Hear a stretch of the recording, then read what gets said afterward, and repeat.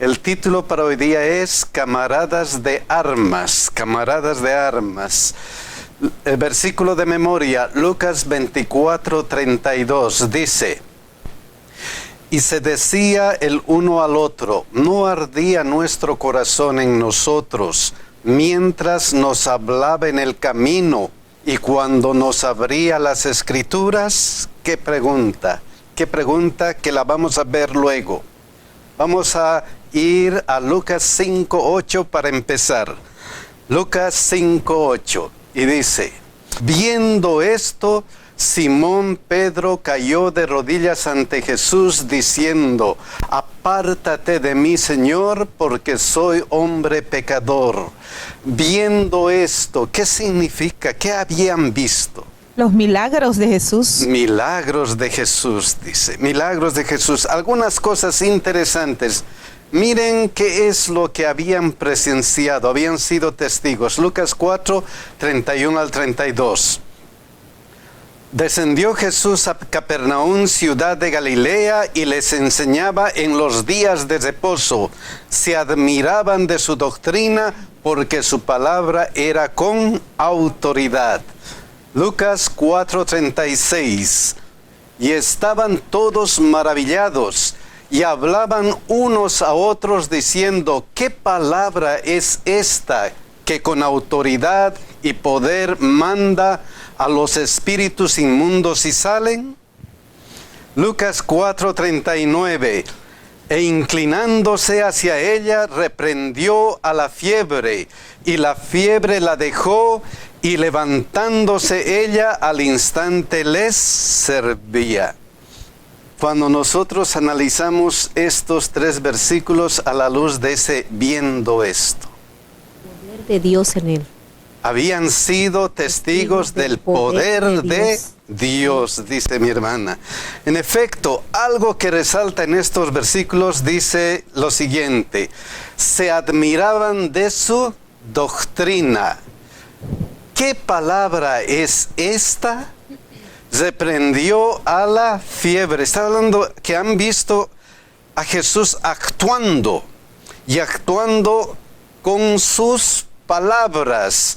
Y miren lo que luego dice: porque su palabra era con autoridad, que con autoridad y poder manda a los espíritus inmundos y salen, y la fiebre la dejó. O sea, esa palabra, la palabra de Dios tenía, ¿qué cosa? Autoridad. Eso es lo primero que habían visto, que Jesús hablaba con autoridad.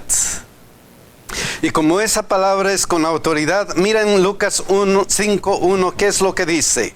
Aconteció que estando Jesús junto al lago de Genezaret, el gentío se agolpaba sobre él, ¿para qué? Para oír la palabra de Dios. Esa palabra de autoridad, esa palabra que él les estaba predicando. Querían escuchar a este que hablaba con autoridad. Y miren lo que pasó en Lucas 5:4. Cuando terminó de hablar, dijo a Simón: boga mar adentro y echad vuestras redes para pescar. Y sabemos la historia, Lucas 5:5. Respondiendo Simón le dijo: Maestro, toda la noche hemos estado trabajando y nada hemos pescado. ¿Mas en qué? En tu palabra echaré la red. Mas yo sé que tu palabra es como, con autoridad. Yo sé, he visto que esta tu palabra tiene autoridad, y es por eso que yo voy a lanzar o voy a echar la red solamente confiando en ¿qué? En tu palabra.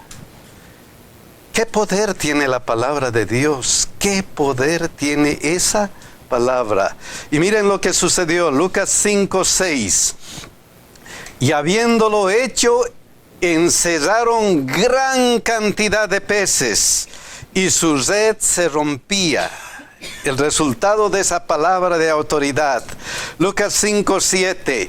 Entonces hicieron señas a los compañeros que estaban en la otra barca para que viniese a ayudarles, y vinieron y llenaron ambas barcas de tal manera que se hundía.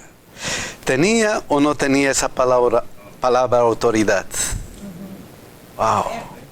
Qué maravilloso, qué maravilloso. De tal manera que era de día cuando eso sucedió. Ajá. Ellos, sin embargo, habían tratado de noche y no encontraron nada. Y esto que fue de día, ahí se ve la autoridad de la palabra. Sin embargo, fíjese la cantidad de peces que aparecieron, que no era la hora adecuada. Imagínense la cantidad de peces que aparecieron. Es que la palabra de Dios tiene autoridad. Quiero comentar acerca de la Biblia misma. Es la palabra de Dios hablándote. De manera que cuando nosotros, por eso la Biblia ha permanecido todo este tiempo. Porque es el mismo Dios, la misma palabra que tiene ese poder de crear, es la palabra que nos está hablando cuando leemos la Biblia. Amén. Es la Biblia misma, la palabra de Dios, la palabra de Dios. Wow, interesante. Y miren lo que sucedió luego con ellos. Viendo Simón, Pedro cayó de rodillas ante Jesús diciendo, ¿qué cosa? Apártate de mí, Señor, porque soy hombre pecador. El resultado de todo este gran acontecimiento, habían acumulado toda la pesca que podían, era maravilloso, y ellos caen delante de él. Apártate de mí, Señor, que soy pecador. Es que la palabra de Dios tiene consecuencias en el ser humano, en el corazón tiene consecuencias. Hermano, se cumple la palabra de Dios donde dice que es como la espada de dos filos. Amén. La palabra de Dios es como espada de dos filos y que llega hasta lo profundo del corazón. Apártate de mí, Señor, porque soy hombre pecador. Me está mostrando que soy pecador. Miren lo que dice la hermana de Huay con relación a esto. Sobre la conciencia de Pedro pesó sobremanera el reconocimiento de su propia indignidad para estar asociado con Jesús. Sin embargo, se aferró de Cristo, testificando silenciosamente que sus palabras reflejaban un sentimiento de completa indignidad y no el deseo de separarse de Jesús. Señor, apártate de mí porque soy hombre pecador. Ya no quiero ser hombre pecador.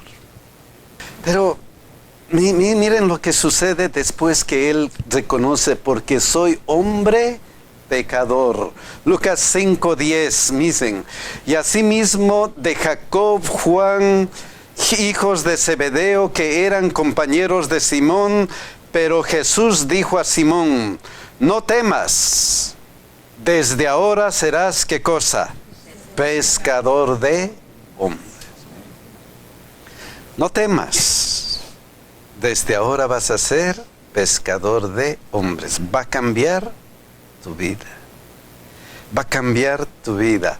Pero Dios, Jesús, desea hacernos sus colegas. El encuentro con Jesús es grande. Cuando nos encontramos con Él, Él desea hacernos copartícipes de esta misión de salvación. Ahora, ¿qué sucede? Lucas 5:11, mira. Y cuando trajeron a tierra las barcas, dejándolo todo, le siguieron. ¿Qué estaban dejando? ¿Qué estaban dejando? Si nosotros nos ponemos a ver esto, imagínense una barca, wow, una pesca grande, dinero, wow. Ellos vivían de eso. Ellos vivían de eso. Ese era su trabajo. Era su trabajo. Tenían, wow, ahora la he hecho. La he hecho. Ahora sí. Dejándolo todo, le siguieron. Dejaron el estilo de vida. Y eso es lo que es difícil para nosotros como cristianos hacer. Dejar nuestro estilo de vida. Dejaron todo. Dejándolo todo, le siguieron. Una vez se le acercó a Jesús un joven rico. Casi ocurrió el mismo detalle. ¿Qué debo hacer para ganar la vida eterna? Y el joven rico estaba deseoso de ir al cielo. Por eso se acercó a Jesús. Por eso se acercó. Él quería algo, un cambio en su vida. Y Jesús le dijo, guarda los mandamientos. Él dijo, ya le hice también. Desde mi niñez he guardado los mandamientos. Desde pequeñito he guardado los mandamientos. Ok, Jesús le dice, ¿qué cosa? Toma tus posesiones, véndelos y dalo a quién? A los pobres. A los pobres. Déjalo todo. Y él hizo una decisión. La decisión se fue penoso. Se fue triste. No siguió a Jesús. Hay dos caminos. Hay dos caminos. ¿Qué es lo que vamos a hacer? ¿Vamos a dejar todo? Y la hermana de Huay, cuando habla de esto en el camino a Cristo, dice, ¿y qué te pide que dejes? Un corazón podrido, un corazón sucio, un corazón duro, un corazón que no sirve para nada. Eso es lo que pide que dejes. Eso es lo que pide que dejes. Hermano, aquí hay una lección bien interesante. Si vemos todo lo que está sucediendo en ese momento, ellos habían pasado toda la noche tratando de obtener pesca. Yo me imagino que porque ellos tenían necesidades económicas que suplir. Y cuando ellos siguen la palabra de Dios, siguen la palabra de Jesús en ese momento y obtienen lo que quieren. Ya tenían lo que ellos habían estado buscando durante toda la noche y sin embargo en ese momento ellos reconocen, soy pecador y se dan cuenta ante quién están, pero su necesidad espiritual era más grande que su necesidad económica y lo dejaron todo en ese momento. Wow, lo dejaron todo. Dos caminos. O sigues a Jesús o no lo sigues. Uno de dos caminos. Miren luego qué pasó. Lucas 6, 12 y 13. En aquellos días él fue al monte a orar y pasó la noche orando a Dios.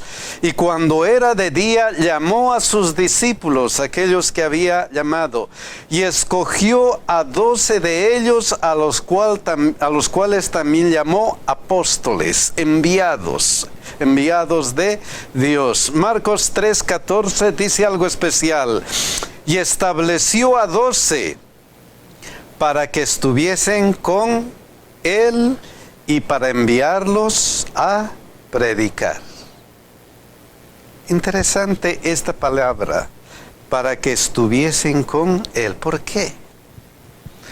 ¿Por qué había la necesidad de que estuviesen con él antes de enviarlos a predicar? ¿Por qué? ¿Aprendieron? Tenían que aprender, tenían que conocer a Jesús para poder hablar a otros. Es una gran lección, ¿verdad? Para nosotros también.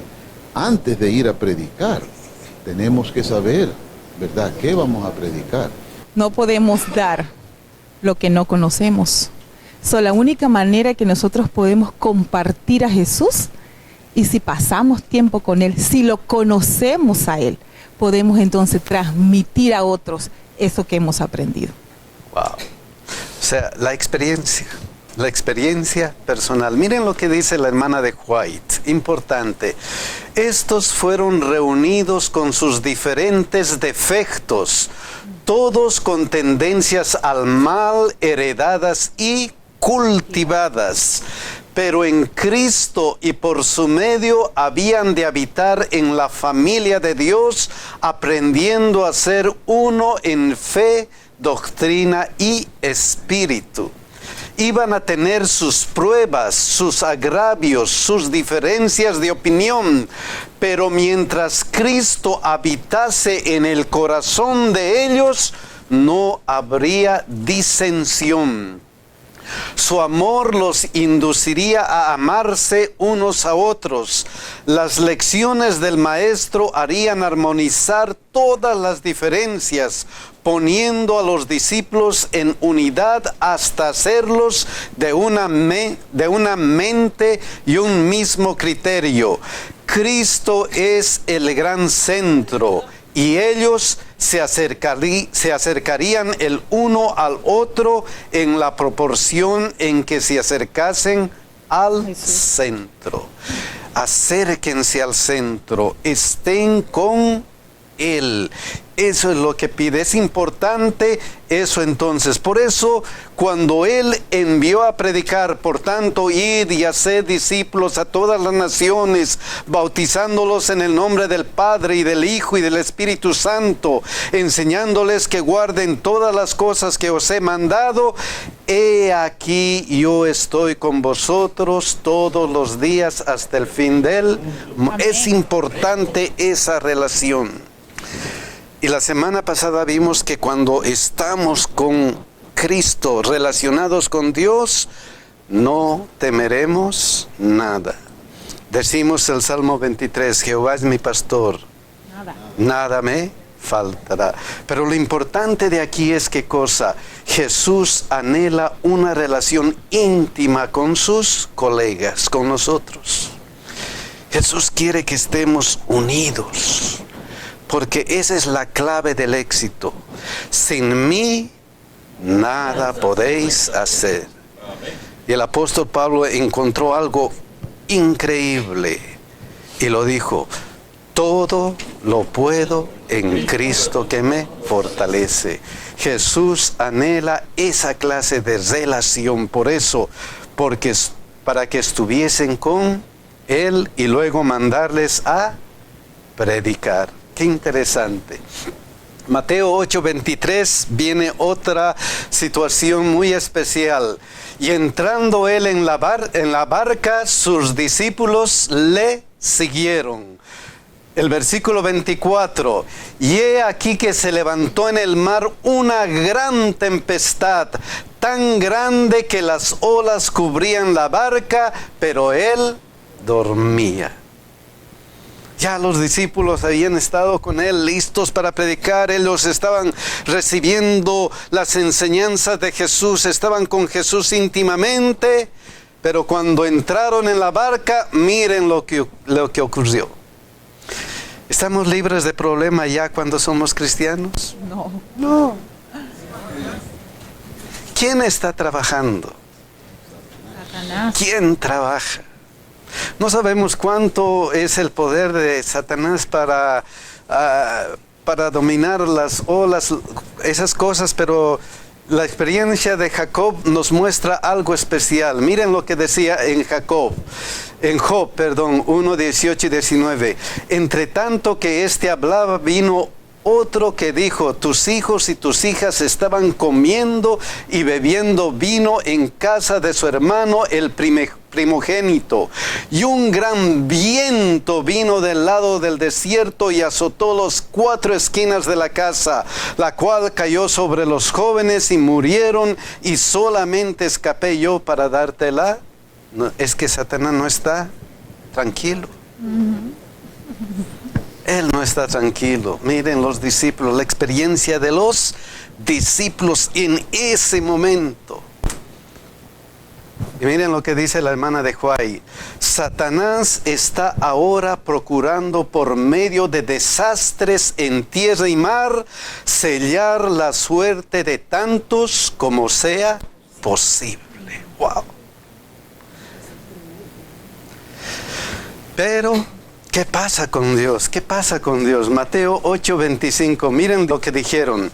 Y vinieron sus discípulos y le despertaron diciendo, Señor, sálvanos, que perecemos. Pero aquí hay algo interesante. Sus discípulos, unos cuantos discípulos, ¿qué eran? ¿De qué profesión?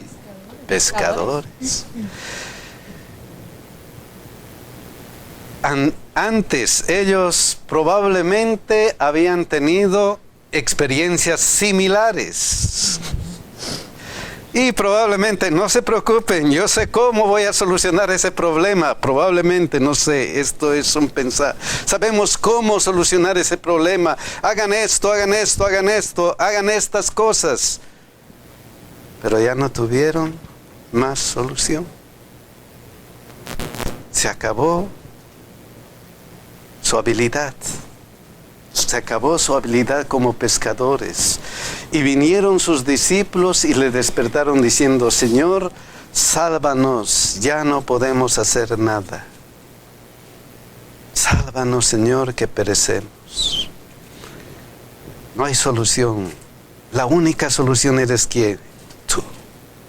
Tú eres la única solución. Y Jesús, miren lo que les dice interesante. Mateo 8, 26, 27. Miren lo que dice. Él les dijo: ¿por qué teméis, hombres de poca fe?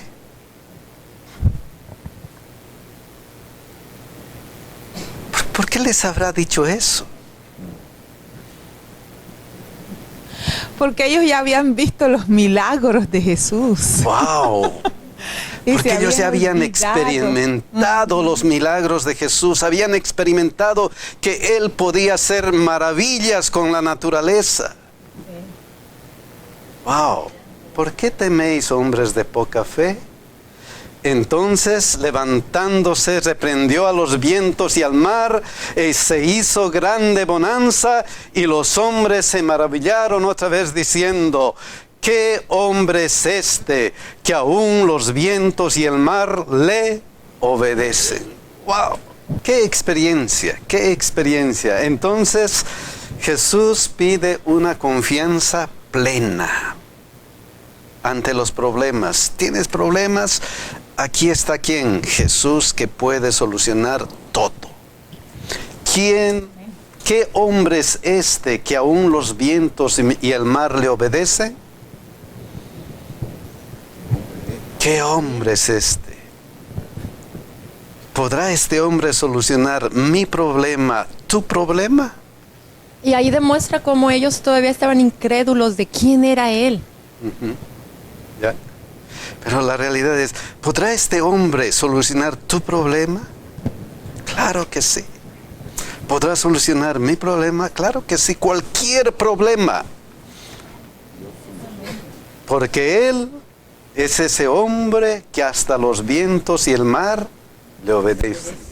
Jesús pide una confianza plena, una confianza absoluta de nosotros, porque estamos delante del gran Hacedor. Marcos 9:33, miren lo que dice. Y llegó a Capernaum, y cuando estuvo en casa les preguntó: ¿qué disputáis entre vosotros en el camino? Satanás mete la cola de diversas maneras, y en esta ocasión, miren lo que pasó. Marcos 9:34, mas ellos callaron.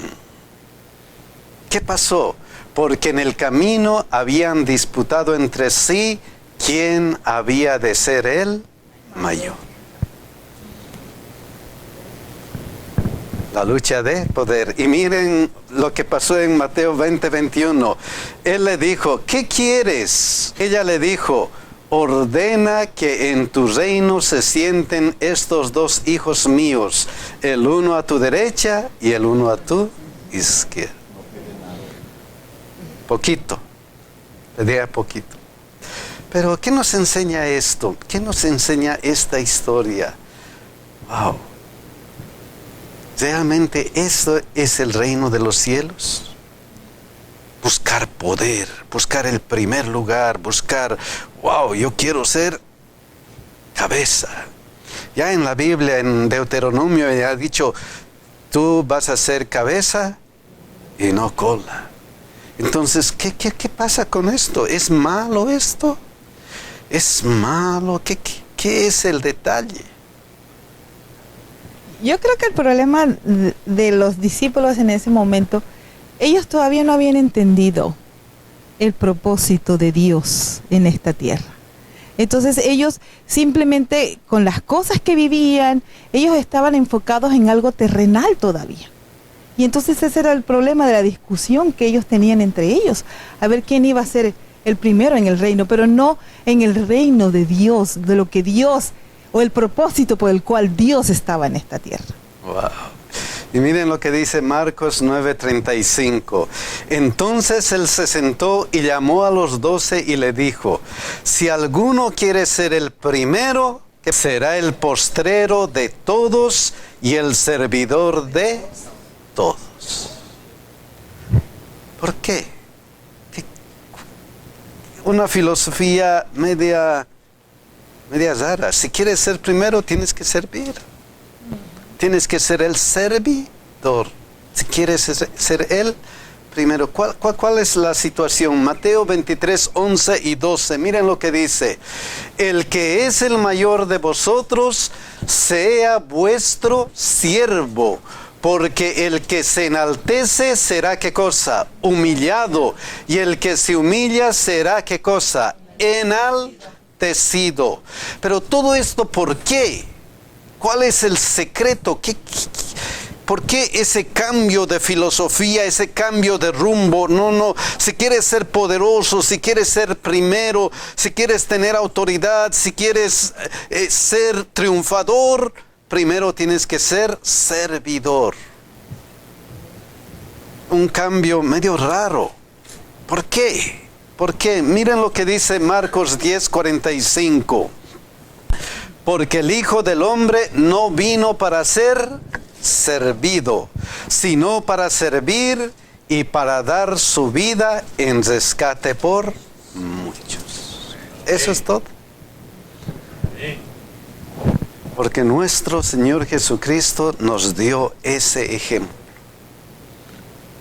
Dio su vida por todos nosotros y ahora ¿dónde está? En los cielos otra vez. Hay un versículo lindo que dice que Dios, siendo Dios y poderoso, no tuvo, ¿cómo se dice? No lo cogió eso como para echonearse, decimos nosotros en Venezuela. No se echoneó de ser el Dios. Él inclusive se humilló. Inclusive imagínese usted, si Dios, el creador de esas galaxias que nos dejan tan perplejos, se humilló a ser uno de nosotros burritos como somos, ¿verdad? Es demasiado. Si uno no entiende eso, realmente está en problemas. Entonces debemos seguir el ejemplo de Cristo. Jesús desea nuestro servicio por amor. Él desea ese servicio. Lucas 24:17, otro pasaje interesante. Y él les dijo, ¿qué pláticas son estas que tenéis entre vosotros mientras camináis en el camino a Emaús? ¿Y por qué estáis tristes? Si nosotros vemos esto, ¿por qué estáis tristes? Ya habían pasado 3 días de la muerte de Jesucristo. Los discípulos estaban así, tristes, desanimados, porque sus expectativas se habían perdido, se habían derrumbado. Y sus expectativas eran estas, Lucas 24:21, lo que hemos leído. Pero nosotros esperábamos que Él era el que había de redimir a Israel. Y ahora, además de todo esto, hoy es ya el 3er día que esto ha acontecido. Expectativas frustradas. A veces tenemos así en la iglesia y nosotros nos frustramos. A veces decimos, wow, yo tuve unas grandes expectativas para ser cristiano y ¡plac! Se nos derrumba. Porque no es lo que esperamos. ¿Cuál era el problema de ellos? ¿A qué envía? ¿Cuál es el problema finalmente de ellos? Lucas 24:25. Entonces Él les dijo, oh insensatos y tardos de corazón, para creer todo lo que los profetas han dicho. ¿Cuál era su problema? Se les olvidó lo que la Biblia dice. Este es el problema. Cuando estamos chasqueados de la iglesia, cuando estamos chasqueados de los hombres, cuando estamos chasqueados de nuestra religión, es que no estamos conectados con Dios. Nos olvidamos de estar conectados con Dios. Por eso nos chasqueamos. Porque no comprendemos lo que dice la Biblia acerca de las cosas que nos chasqueamos. No estamos conectados. Entonces, ¿cuál fue el siguiente paso? Lucas 24:26. No era necesario que el Cristo padeciera estas cosas y que entrara en su gloria. ¿No decía eso en la Biblia? Sí. No les había dicho yo. Entonces, ¿por qué están chasqueados? ¿Por qué están chasqueados? Lucas 24:27. Y comenzando desde Moisés y siguiendo por todos los profetas, les declaraba en todas las escrituras que lo que de él decían. Aquí está la verdad.